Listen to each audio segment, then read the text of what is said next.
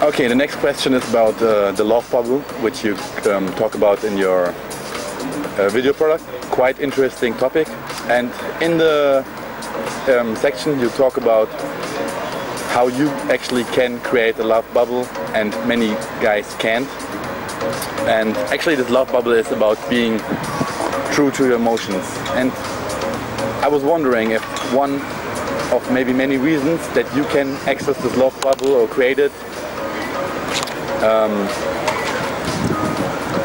and other guys can't is actually maybe one reason is that you are actually confident in yourself and honest in yourself, and you're confident enough to be true to your emotions. Because like a lot of other guys, if they have strong emotions like feeling to cry, they are not confident enough to let these emotions take over, and you are. So maybe, what do you think? Is that one reason that you can create that and other guys can't?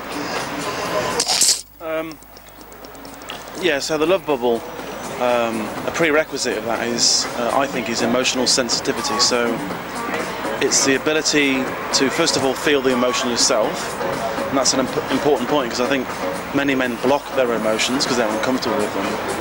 And secondly is to allow the emotional truth of that moment to come out, and in doing so, that draws the girl to a kind of quick bond with you in that moment, potentially, i.e. the love bubble, you know. And women, of course, generally speaking, are more emotional than men, and so they can sense that from you, and they're encouraged to reciprocate and show their own emotions and have a bonding experience with you. So the love bubble. So yeah, I think first of all, a lot of guys think of emotions as alien concepts.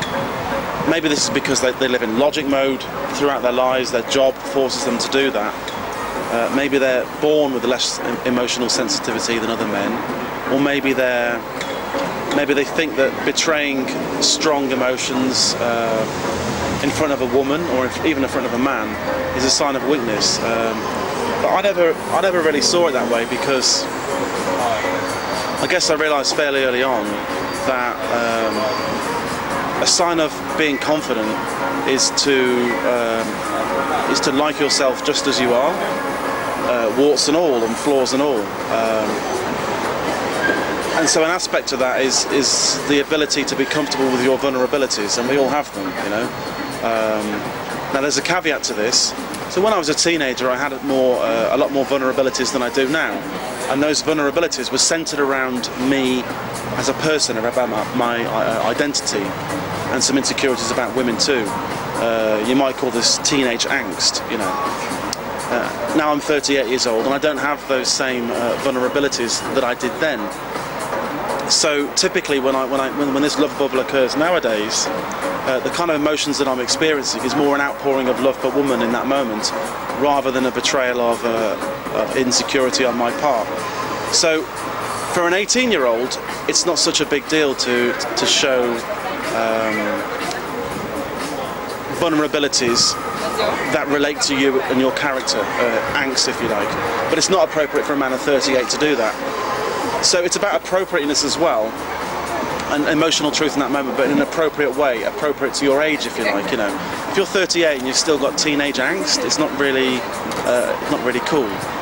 But girls love sharing their emotions and talking about their experiences. So, you know, in my case, when I'm feeling very loving towards a woman, I sure as hell show that.